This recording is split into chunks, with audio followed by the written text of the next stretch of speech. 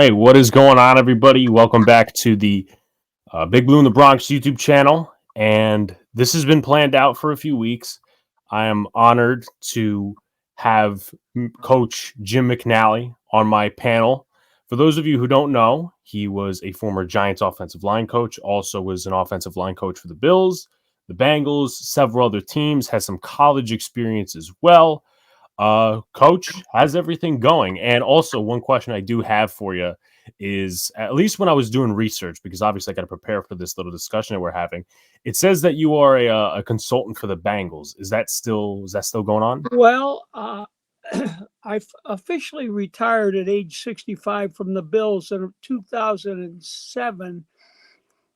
And then for 2 years, I worked for Sean Payton at the Saints as a consultant. And then 2 years with Bill Callahan and Rex Ryan with the Jets. And then the Bengals hired me because I was there for 15 years. And I just finished probably my 10th year working with them. And I no longer work with them. We didn't, I wasn't fired or anything like that. I was just a consultant. They paid me, but they have like 23 full-time coaches. And the owner told me, he says, we pay all these coaches, some of them millions of dollars. He says, I don't know what the hell they all do. So someone else took the job that I had. Yeah, I'm probably the oldest coach that was still working in some capacity, other than a guy named Tom Moore, who works for Tampa Bay. He's probably close to 90. He's the guy that kind of mentored Peyton Manning at the Colts when you'd see, this white-haired guy on the sideline working with Manning. But I still do a lot on Twitter. I do a lot on CoachTube. I think CoachTube's going to have me on a Monday night hourly show. So I'm kind of involved. I don't know what's a good number, but I probably have 18,000 followers on Twitter, and that was within a year. And I probably put out 15 to 20 minimum little videos that I've either had myself from my own personal iPad, or that I take off of the NFL Plus app and talk about techniques and football. And I think the unique thing about me is I'm pretty updated on the most recent plays, techniques, rather than being an old school guy. Okay. Before we go into also some of the roots too, I see that on your Twitter you have the nickname Mouse. What's the origin of that? The origin of that, I was probably 12 years old, probably before junior high school, maybe 10 years old. I was down at the local field, and some older guys, bigger guys, they were like high school guys, say, hey, come on, we need an extra guy. Come on and play with us. And I was a lot smaller than these guys, and I was pretty quick. And I guess I had the ball and I was running around, and they couldn't catch me. And they said, look at the little mouse running around. And that's when I was about 10 or 11 years old. And it stuck with me ever since. My wife to this day calls me Mouse. And wherever I would go, I think it was because my wife, I might be around some other coaches at a new job I had, and my wife is around them, and she's saying, hey, Mouse, blah, blah, blah. And then the coach I'm talking to that I just joined the staff, what is this Mouse business? So that's how it started. You spent your entire NFL career as an offensive line coach. Obviously, something has stuck with you, whether it's emotionally or all these different things about the offensive line position. What's the roots of that? Well, when I was at Buffalo, and I did play at Buffalo, and Buddy Ryan was my coach, the infamous Buddy Ryan.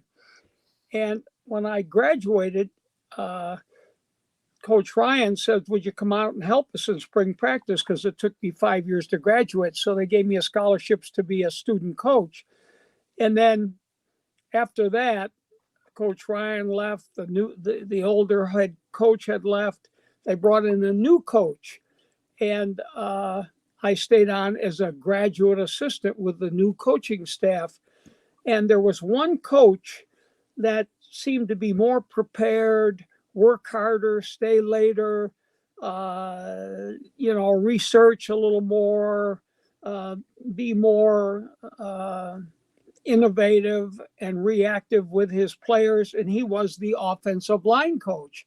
So in my graduate assistant days, I said, geez, I think I'd like to be like this guy because of the work habits and how technical the offensive line was in comparison to some other positions.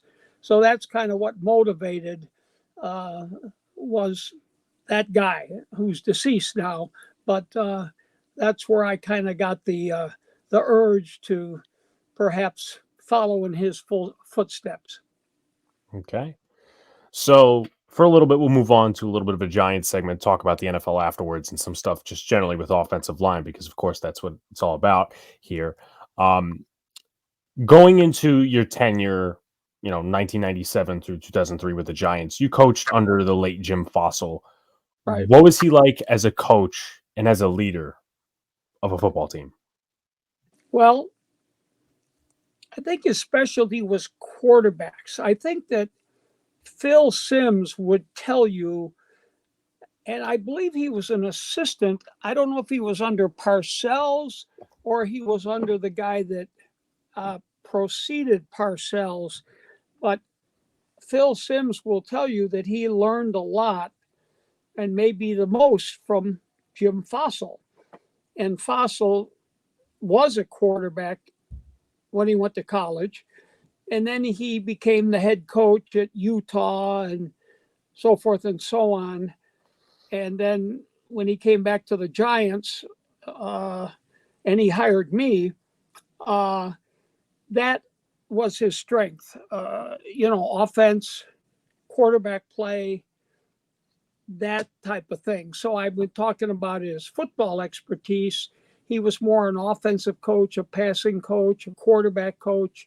But as far as the guy, he was a fun guy. He didn't take himself too seriously. He had a good personality. Obviously it was tough replacing a guy like Parcells. And but in about his third year, I wasn't there his first couple of years, but I think I was there his third year. We went to the Super Bowl. So, we didn't win because Baltimore had that great defense and they crushed us. But he still took that team to probably a 12-4 record. And he was a good coach. And then he got fired for whatever reason. And then they brought in Tom Coughlin. But my years with him were 5. And like I said, they were a lot of fun. We won a bunch of games early in our career. And ironically, one of the better teams that I was on with him with the Giants was the 2003 team that played in the playoffs against the 49ers, and there was a bad snap from a veteran snapper because our snapper got hurt. So we brought in a guy that was a veteran who had retired. We had a bad snap on a field goal, which we may have scored or won the game, whatever, and we lost to the 49ers. But that team and those players with me were as good or better as the group we went to the Super Bowl with. Okay. What was, because a lot of times, especially, now in the NFL, but it could also be going back to the days where you coached, was there a connection between you and Fassel beforehand, or was it just, okay, Jim Fassel knows that this guy knows offensive line ball, let me bring him over to my Well, I think the thing was Fassel fired his line coach, okay, after a couple of seasons. Well, I was at the Carolina Panthers, and they had just fired Dom Capers 2 years after we went to the championship game against Green Bay at Carolina. So I was looking for a job because they fired everybody but a few guys. I think they kept the tight end coach and maybe the receiver coach. That's when George Seifert came into the Panthers. And then there was another coach who was looking for a job, and his name was Tony Wise, who was an excellent coach.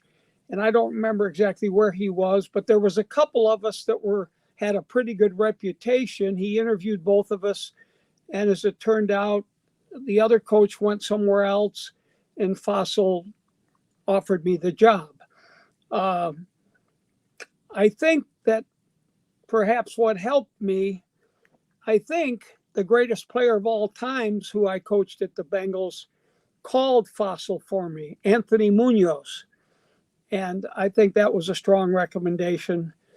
And I think also Dom Capers, who was our head coach at the Panthers, may have called and give me a good recommendation with Fassel. All right. These two guys played mostly under Pat Flaherty, but you got the first like maneuver with them in their first rookie years. David Deal, who's one of my favorites, and also Rich Seubert, who we actually had on the show about 4 years ago. Deal was a 5th round pick, and Seubert was a UDFA. Now I know you only got 1 year with them, but what was it like working with them as players? I had more years with Seubert. Seubert I was with for at least 2 years, if not 3. In fact, I scouted Seubert and recommended him. I don't know it was strictly on my recommendation, but he was a free agent out of Western Illinois. He was a tight end. And I believe his senior year, they let him play some tackle or guard, but he was a tough guy. I mean, a blocking fool, even though he was 6'3", which wasn't as tall as they are nowadays. And, he was 300 pounds plus. But I had worked with him previous. In fact, I think he was the start. Well, I know he was. He was the starting left guard in 2003 when we had a good team. Now, David Deal came my last year. He was a 5th round draft choice out of Illinois, and I liked him a lot on video, and I pushed for him pretty hard, and I was almost a pain in the fanny about him because I liked him. I mean, I liked the way he played. And so I believe the 5th round, as you said, we drafted him, and then I spent 1 year with him. And that 1 year when Seubert and David Deal were together, Seubert broke his leg. And that's where he was out for a full year before he came back and played on those Super Bowl teams. So again, I really only had Seubert full-time 1 year because the next year that he did play, and I did coach him, he broke his leg. So yes, those were 2 guys that transitioned. And I think perhaps Pettigrew may have stayed with Coughlin for a while, but he may have got hurt. Rosenthal and Whittle, that were on my 2003 team, they both went to the Vikings. Bober, who was my center, went to the Chiefs. So yes, Deal being new, and also Seubert, who got hurt. But I think Pettigrew was also perhaps there for a little bit with Coughlin and Flaherty. I don't know that. I can't remember because I was gone. Yeah, I definitely remember him for the 2004 season. Like, I mean, I don't remember because obviously I was 1 years old at the time, but I remember like watching Eli's first game and he was one of the starting offensive linemen. Well, then he Um, was there with yeah, Flaherty as well. yeah, he was definitely there for the next set of coaches. Um, Moving on, this guy was in Carolina, and they're on the same side of the ball as you were, but also a different position. He was with you in Carolina again, different position, and also when you were with the New York Giants, he happened to be there as well. That was Kerry Collins. Despite being separated by position groups, did you guys have a relationship or Yeah, any of yeah, that at we all? did have a good relationship. He being the quarterback, and in 1995, I believe was the first year of the expansion. Collins was our first round pick, and he didn't start initially because Frank Reich did, who we got from the Bills, because Bill Polian was our GM who came from the Bills. But then eventually Collins became the starter. And then there was some reason that Kerry Collins dropped out of football for a while. And Steve Berline ended up being our quarterback with a couple other guys. And then when I went to the Giants, uh, all of a sudden I turn around and we have just signed Kerry Collins. So yeah, that's valid that Kerry Collins was my first quarterback uh, or the first round draft choice when I was at the Panthers. And then we also got him, I think he went to the Saints. Now, how much he played and all that after he left Carolina before he came to the Giants, I don't know. But I know he had a real good year with us when we went to the Super Bowl. I mean, we had a good team. We really did. If it wasn't that we had to play such a great Baltimore team, uh, we might have been, we might have ended up with the same kind of reputation that Tom Coughlin had when he had Eli. But like I said, when we played that Baltimore team, they could have kicked anybody's butt. I don't care who it is, because I think they're compared with the '85 Bears, and I've played against both teams, and I'm not so sure that Baltimore team of 2001 defensively has not been the best defense ever. Oh, They had Ray Lewis, they had Sam Adams inside, Saragusa. Uh, I mean, they were phenomenal. historically good. Yes, Historically good. Um, Obviously, fans have their own opinions, but I want to get this from somebody who actually coached in the atmosphere. Obviously, now we have MetLife, but I've never gotten to experience Giant Stadium. yes. How loud could it have gotten in certain moments? Like, obviously, you were talking about the Super Bowl run, 41-0 against the Vikings, and some of the other moments, obviously, during your tenure that the Giants were good and the fan base was kind of amped up. How loud and what was the atmosphere like at Giant Stadium? It was a great atmosphere. It was, we had a bubble there, that we could practice indoors on the rain, when it rained or snowed, and in the off season. And after every game, we would have like a lunch, the families, etc. That's what I remember most, not only about Giant Stadium, but the bubble connected to it.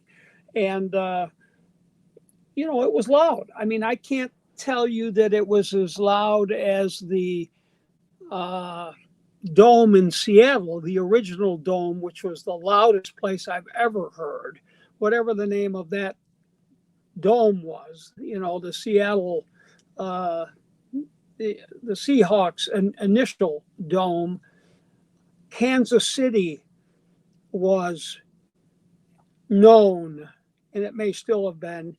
Kansas City and Seattle were known as the two loudest. And I can't say that the New York Giants weren't third, but I didn't measure the sound, the decibels or whatever they call it. But it was loud, Of course. real loud.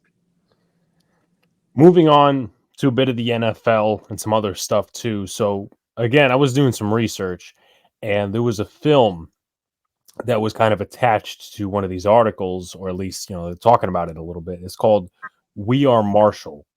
Yes. Supposedly, it was something along the lines of either a plane crash or something along those lines. If you care to, if you want to, you Oh, mind sure. explaining it a little bit? Well, it's a very famous historical event. It's the biggest disaster ever in sports. And what happened was, I originally started at the University at Buffalo, where I still live in Buffalo now because I finished with the Bills, but I was born up in Buffalo. And the University of Buffalo, where I coached, we dropped football in 1970. Well, that same year, November 14th, 1970, Marshall was playing East Carolina in Greenville, North Carolina. And to make the story really what it is, uh, in those days, and maybe now also, if a team went on the road, let's say Marshall went to play East Carolina, which might have been maybe a 4 or 5 hour car ride, but they took a plane.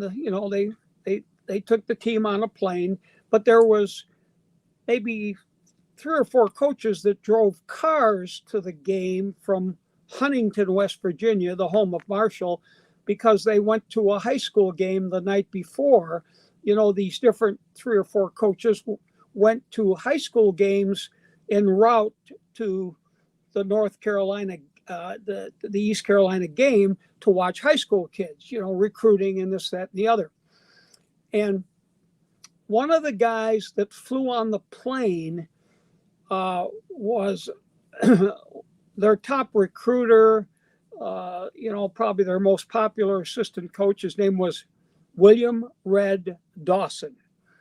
He played at Florida State. He played a little bit with the Patriots. He ended up being a coach at Marshall, an assistant coach. So he flew on the plane to East Carolina. Well, when the game was over, Red Dawson offered his spot up to an older coach. The coach's name was Deke Brackett. He was from Tennessee. He was an old timer. He might have been 65 years old at the time. He said, "Hey, Deke, you ride on my spot in the plane. I'll drive the car back that you drove." So Red drove back along with a couple other coaches. The plane crashed, and Red Dawson stayed on for about a year and a half with the new coaching staff, after 75 were killed. And then Red, he really couldn't put up with the anxiety and the sadness of all his friends, coaching friends, kids he recruited. So Red retired from coaching. Bottom line, the story, We Are Marshall, is basically about Red Dawson, the holdover coach that stayed after the crash. So I've just given you a little, when someone watches the movie, they need to take note of the assistant that stayed on with us. But yes, 75 were killed. Of those 75, there was probably 50 some players, maybe 55. The rest were townspeople, doctors, athletic directors, coaches. The head cheerleader, her name was Debbie Chambers. Her mom and dad was on the plane. And when the plane came back from Greenville, North Carolina, it was a rainy night, and they were pulling into Huntington, West Virginia, which has mountains. They skimmed the top of a mountain, boom, like this, went over the top of the mountain, and the plane flipped over, boom, and crashed, burned up. The entire population of the plane, including the staff, the pilots, the stewardesses were all killed. Wow. Yeah. So I was one of the new coaches that followed that started up the program again. We never dropped foot. They never dropped it. They continued right on. And the reason I went to Marshall is that school I went to and coached at dropped football, Buffalo. So there's a little history. Definitely. But for you, who is not that familiar with it, in that day and age, the late 70s, that was the biggest disaster. And every college football coach, player, general manager, athletic director, knew about the Marshall disaster. Wow. I mean, I never really thought about what it was like. I mean, and all that sort of stuff. I didn't do too much research into it. Obviously, I just saw the We Are Marshall stuff, and yeah, it was probably the biggest story in sports for a decade. Okay, one way or another, there was not a football player, whether they be high school, college, a parent, okay, may have been even a non-football person that knew of that disaster. wow. Moving on fact, we were called the Young Thundering Herd because the nickname of the team was the Thundering Herd, Buffaloes. Okay, so the new team, the young team, the freshmen that were not eligible to play because freshmen weren't eligible, the freshmen and then our new recruits were then called the Young Thundering Herd. That makes a lot of sense. Yeah. You touched on him earlier as a possible recommendation. I'll add somebody into this as well. You coached an entire career, at least again, to my knowledge and research, for Hall of Famer. Many know him as Anthony Munoz. What was his development and growth like, starting from his rookie year all the way up until his retirement? Well, I mean, he was, if you Google, I think he's close to 70 years old now. But if you Google the top offensive lineman in the country today, Anthony Munoz's name will come up number one. So it wasn't that he was even smaller back in his day. He was a good 6'6". He was 300 pounds plus, probably 310. So he was big enough to play nowadays. He was athletic. He was quick. One game, he had 28 pancakes, and they weren't all on a run. That means his man was flat on his back 28 times. He was a genetic freak. He was athletic. He was a baseball pitcher at Southern Cal. And the interesting thing about him is he played his first game his senior year against Texas Tech, and he blew out his knee. And that may have been a knee that he hurt in a previous year that was rehabbed. But he had a total reconstructed knee. He didn't play until the last game of that year against Ohio State in the Rose Bowl, and they won the game. So he only played 2 games his senior year, so there were some concerns by all the teams that he had an injury problem. But he had rehabbed, etc. And an interesting story is the head coach of the Bengals then, who is also in the Hall of Fame, his name is Forrest Gregg, who was a great player with the Green Bay Packers, an offensive lineman. He went out to Southern Cal to work out Munoz before we drafted him. So Forrest Gregg says, I'm going to pretend like I'm a pass rusher. And it wasn't a full speed drill or anything. And he rushed around the corner and he wanted to see how Munoz moved. Munoz hit him and knocked him right on his back.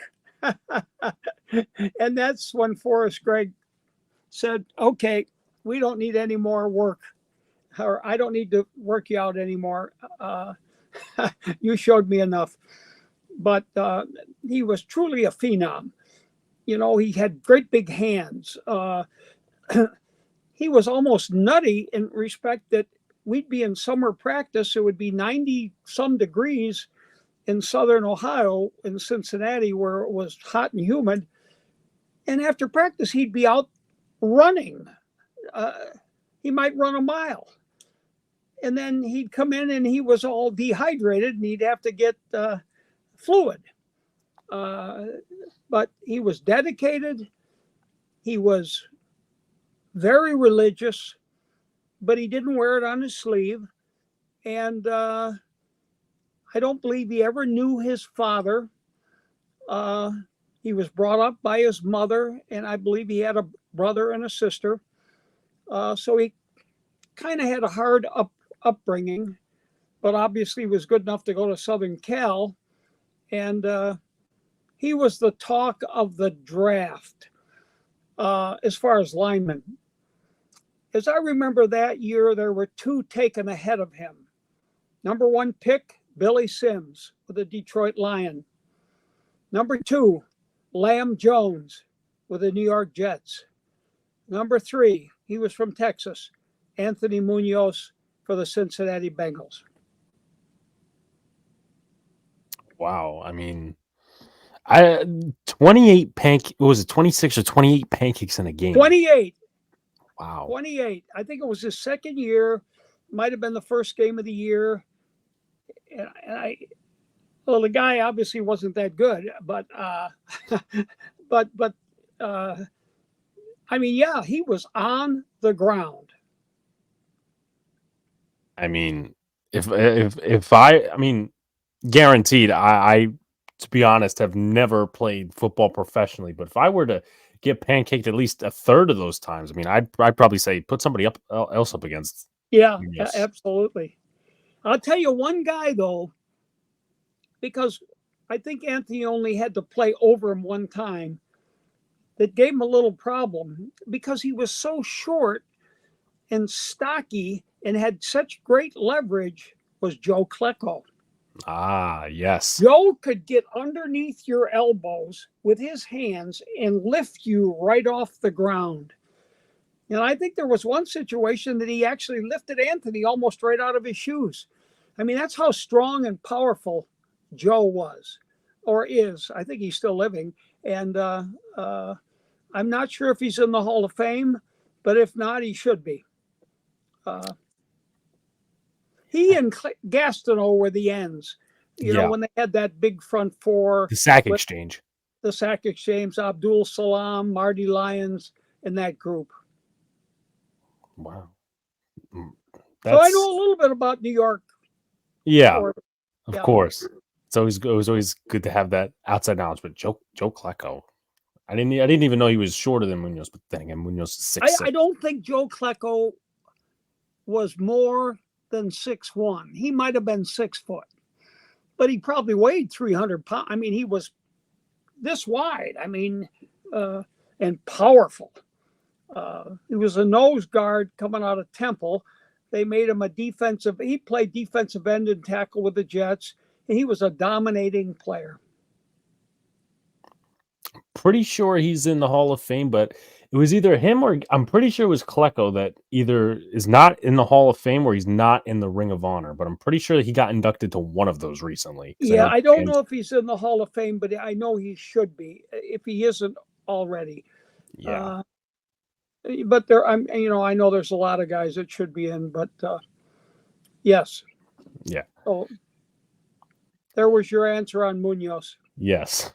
Very, very powerful answer, which I love that. From regarding a powerful guy. Very much so. And a great guy. I mean, the greatest guy. I mean, if you said like everybody says, oh man, I wish he was my son or my son-in-law, or he's a kind, violent type of guy. You know what I mean? Off the field, total gentleman. Unlike Tim Crumry, who was a vicious player on and off the field. The guy that broke his leg in the Super Bowl against the 49ers, one of our nose tackles, that was one of our great players ever at the Bengals. And he might be another guy that you're not that familiar with, but if you Google, I believe his name is spelled Krumrie, Crumry. A tough guy. Yeah, I actually just did a little search, but yeah, I see who he is. Also, there's another offensive lineman who also was a Pro Bowler, obviously not as known as Anthony Munoz, Max Montoya. You coached him for a little while. What was it like coaching with him in Oh his years with man, Cincinnati? he was terrific. He could pull, he could pass block. He was 6'5". He probably was 290, which was a big guy back then. Tough, real tough. He and Munoz were the two biggest Mexicans in captivity, playing on the same team. The interesting thing is Max didn't hardly know any Spanish. Munoz did. So everybody thought that Montoya knew Spanish. And he'd say, no, I can't speak Spanish. But anyway, he was probably with me for a good 8 or 9 years. Then he went to the Raiders for 5 years. And then he came back, and he still lives in Cincinnati. He made Cincinnati his home.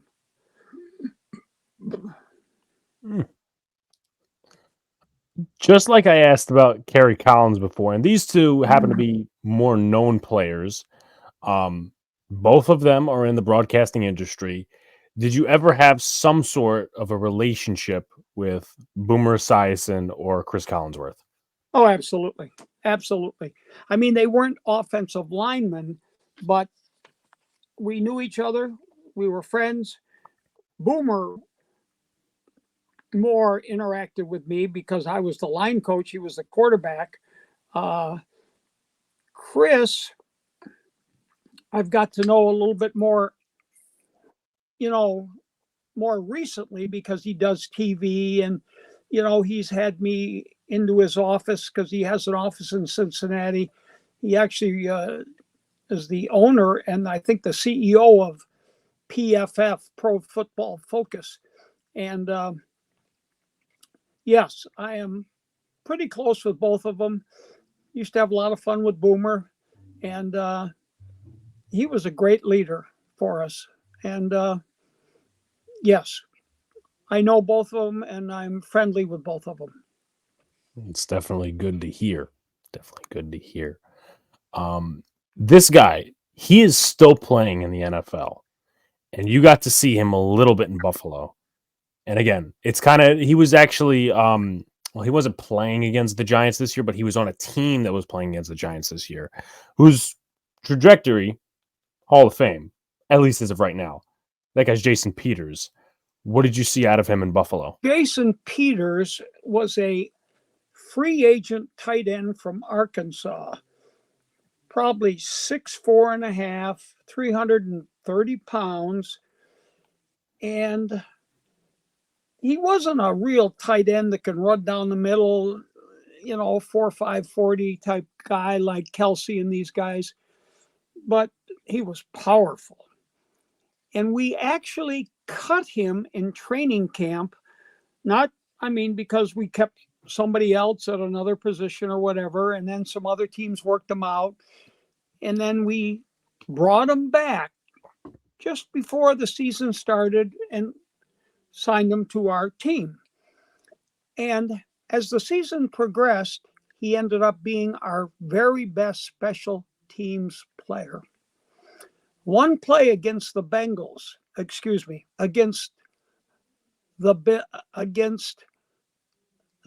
we're at the Bills now. Jason Peters at the Bills. I've been with the Bengals, so I got a little confused there.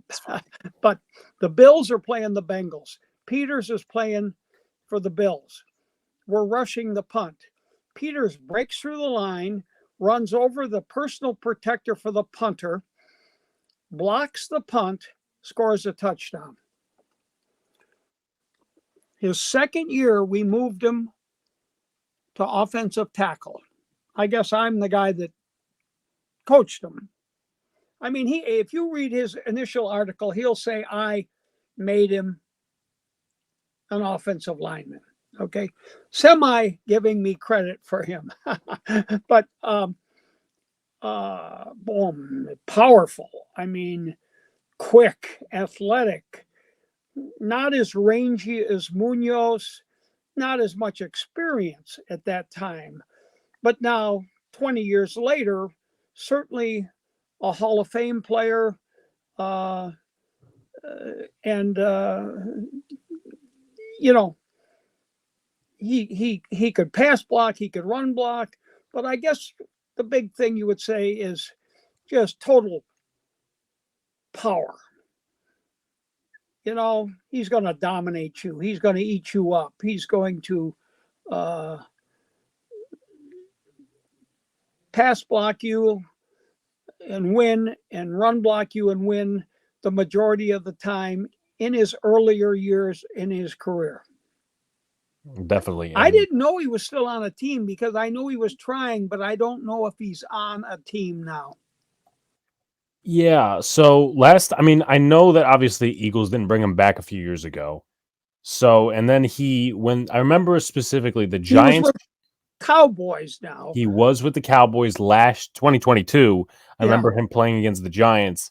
Yeah. And then Seattle this year, they signed him to the practice squad the week before or the week they were playing the Giants. And obviously he was not caught up with the playbook. So they kept him on the practice squad. This new rule that, you keep vets on the practice squad. And that's how they kind of stashed him. And he got some playing time when both their tackles were injured because they did have a couple of injuries on the offensive line. I don't see him playing much longer. I mean, I would think that he's pretty well going to say, okay, I've had enough. But he keeps on wanting to. But he will be a first ballot Hall of Famer. And yes, I coached Munoz and Jason Peters, two of the greatest players present day football. Tackles too. Yes, very important position. Both left tackles. Exactly. But yeah, no, he's definitely on the route to being a Hall of Famer. Moving into, you were talking about a little bit, or we were, I forget what subject it was, the Carolina Panthers and the whole transition process. You were on an NFL expansion team. What was the process like? And again, I've never had it explained to me. I never really done any research into it. What was the process of just like the first year in Stillman of an expansion team that we now know is the Carolina Panthers? Well, in 95, I believe the last two expansion teams were Carolina Panthers, the Jacksonville Jaguars. The players we got were phenomenal. Now you would say, how in the hell is an expansion team going to get great players? We got great players.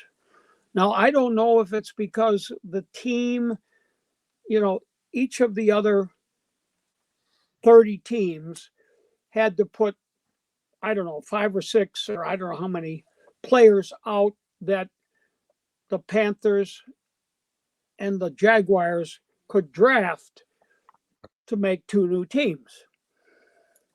But these other teams put a lot of good players out.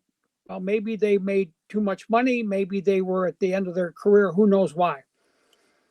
But we, in our second year, just visualize this, our second year, we went to the NFC Championship game.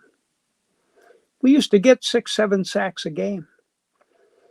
We had two outside linebackers, Kevin Green and Lamar Latham, that hardly no one could block, particularly no running backs.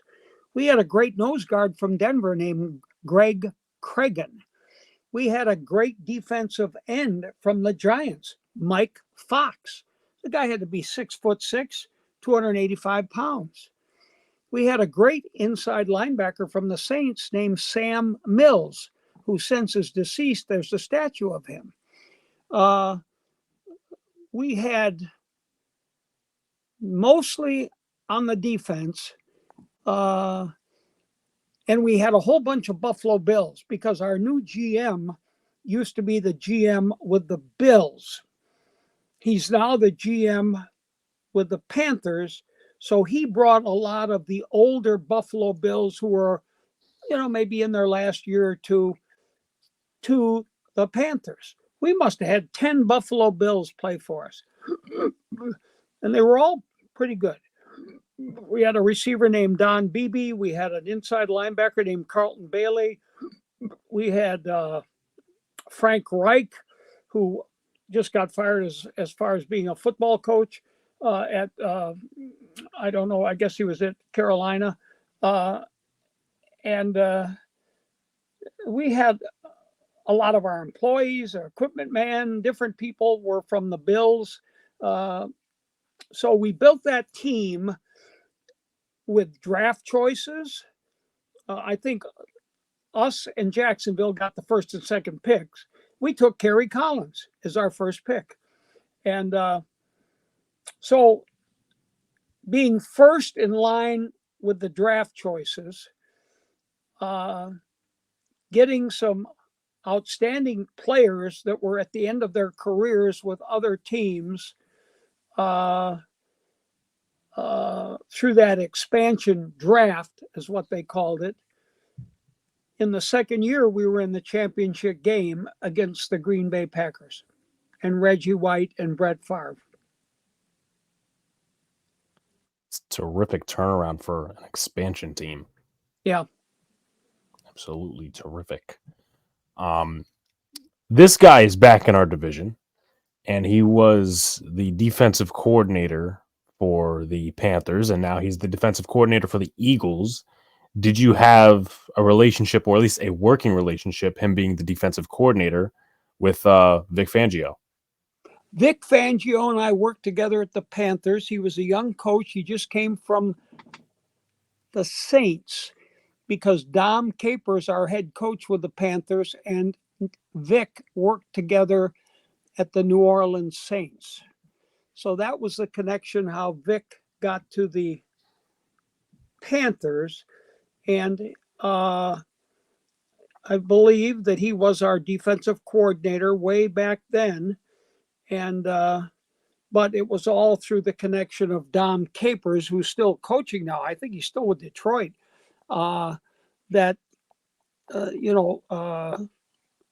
Vic was brought to the Panthers with Dom Capers as a defensive assistant. Yes, so we did work together. Okay. And then this guy just got released from the Browns, but also he was a young up-and-comer, at least in Buffalo, I believe it was. Did you have a working relationship with Alex Van Pelt? I did. Alex Van Pelt, if you ask Jim Kelly, he'll say he learned a lot of his football from Alex Van Pelt, who was the third-string quarterback.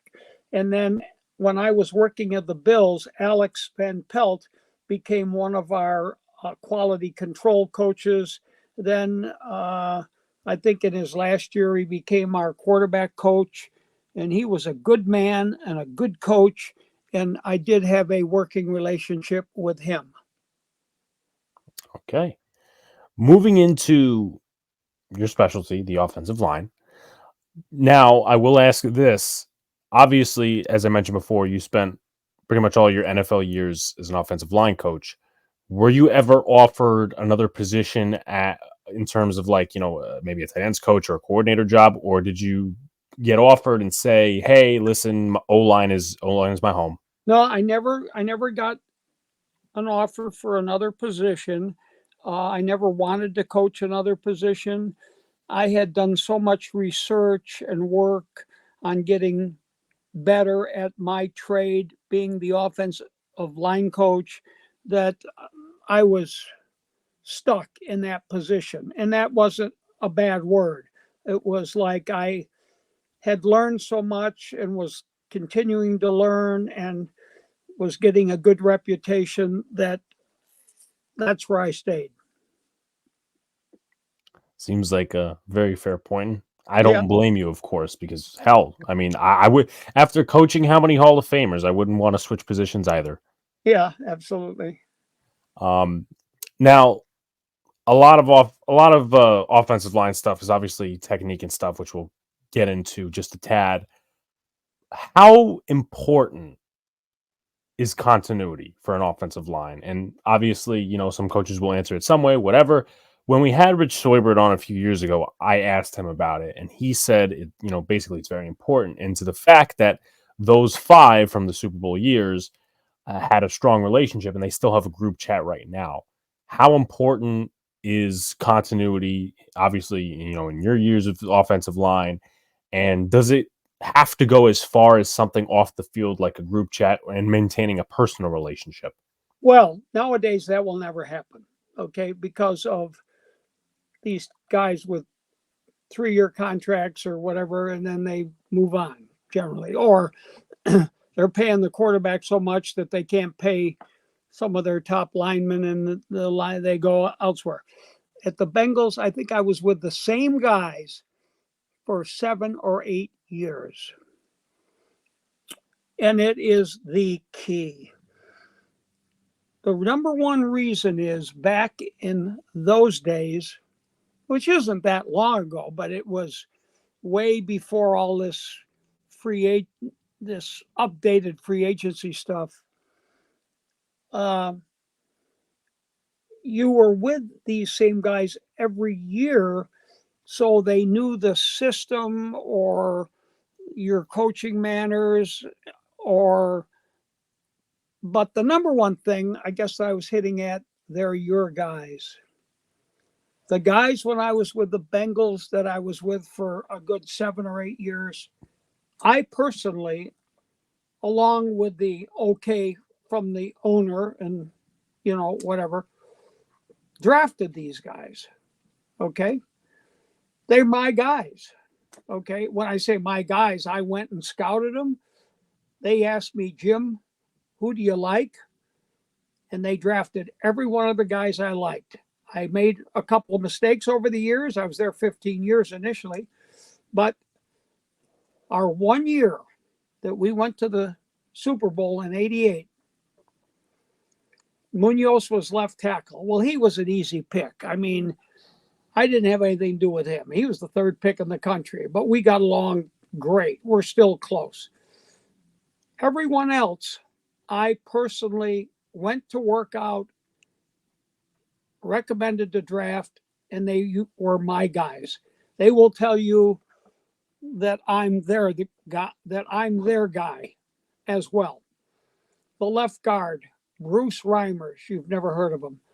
6'8" or 7 maybe, 320 pounds, probably a 7th-round draft choice from Iowa State.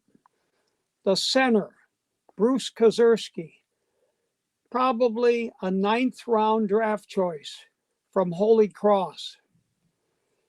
The right guard, Montoya, was already there. Okay. When I came, Max was already on the team. The right tackle, I believe he was about an 8th-round draft choice from Texas Tech. 6'7", 320 pounds, Joe Walter. He was just as valuable to us as Anthony Munoz because Boomer was left-handed. So Boomer's blind side was to the right. So this Joe Walter, who played for 13 some years, and so did Kozerski, the center, I mean, when he'd play a guy like Gastineau or, believe it or not, Reggie White, I don't think Reggie White got a sack against him. He was good, very good. But point I'm trying to make, these were my guys. And so they owe me and I owe them as if we're like father and son or older brother to younger brother. We're part of each other. That does not happen nowadays. Yeah, definitely. No, I definitely agree with you. And I have one more question, but you made me think about another question. Um, and that's like O-line development. You were talking about this guy's a seventh round draft choice. This guy's a ninth round draft choice. This guy's, and obviously, yeah, the NFL only has 7 rounds nowadays and Right. undrafted free agents. But it just seems like nowadays, for the most part, right, compared to back then, it's 1 to 2, maybe even 3 years for a tackle or a guard. And then if they don't do what, either the fans want or the coaching staff wants, it seems like more, I don't want to say microwave society, but it's compared to what was then. What's your take on that? Well, yeah, I mean, they're always moving. They're going, I mean, generally, you might be able to keep one guy, but then anyone else that's any good because you pay your quarterback a lot and receivers a lot, you can't pay some of these guys. And when their contracts are up, uh, whatever. So you're always getting new guys that are trained in other techniques. And if you try to train them in your techniques, they generally buy the new coach's technique, but they may not be able to change or do what you want them to do. You don't argue or fight about it. You accept the fact that I got a couple new guys and they're from different teams, and you try to put it together the best you can, and it's hard, real hard. Again, forming the continuity standpoint of there's really none nowadays, at least again compared to back then. Um, but the final question I'll ask, and again, it kind of goes a little hand in hand with one of the first offensive line questions I asked is, it's not just continuity, but how much, again, besides technique, is blocking with attitude a part of being an offensive lineman? Oh, no question about it. I mean, the best offensive lines got the toughest guys, really. I mean, they may not all be the most athletic, but if you got three or four, three's a lot. I mean, generally you got one or two real tough guys, but uh, there's no question. Second effort, finishing the block. You can't coach that. They come to you with that type of demeanor. So now they can be tough and hard nosed and all that stuff, but if they don't have the tools, they'll never be good enough to be a professional player uh, at the upper level. So if they have the other tools, the size and the athletic ability to play and the want to and the toughness, that's the key. Yeah, I don't want to say it's missing nowadays, but I feel like for most teams, there's not much of an attitude because it's so No, much in and out. they all play golf together. They know each other. They got the same agents. It's back in the old days, you wouldn't even talk to the guy across the field from you.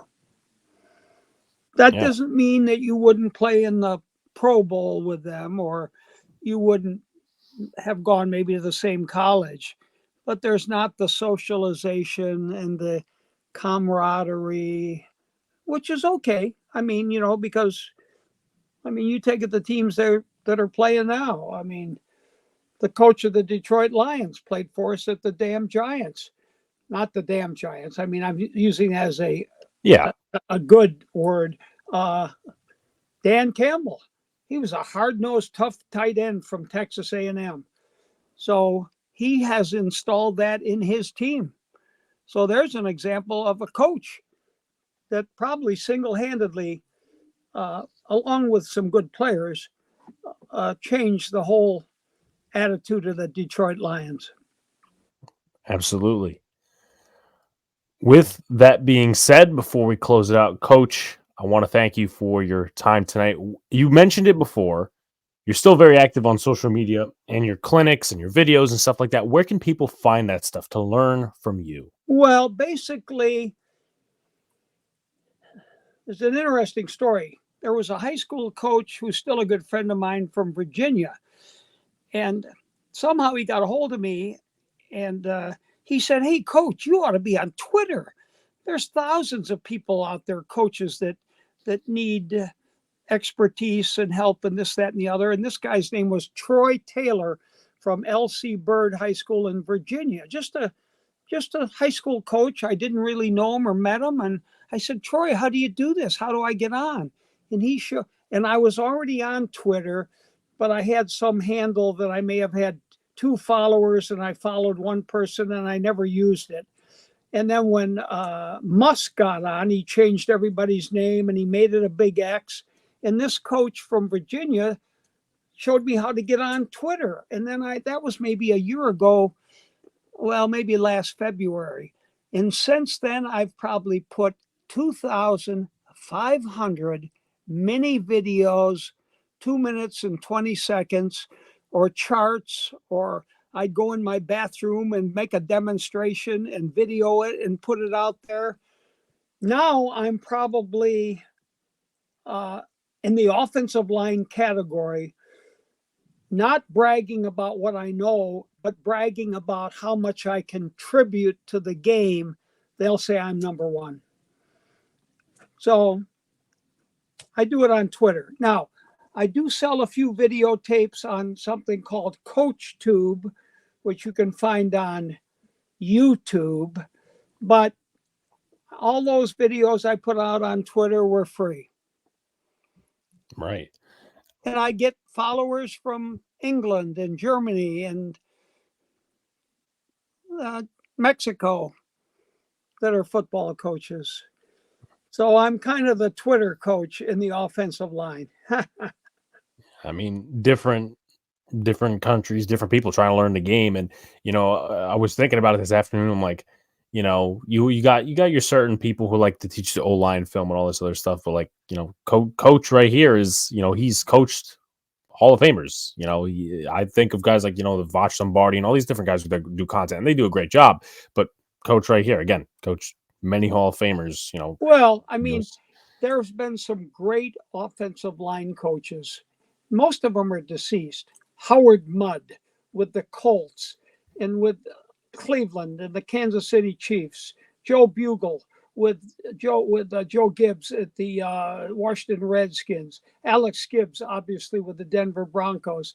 But what they've got over me is I may contribute more as far as trying hard to help coaches, but I've never won a Super Bowl. I've been in 4 Super Bowls.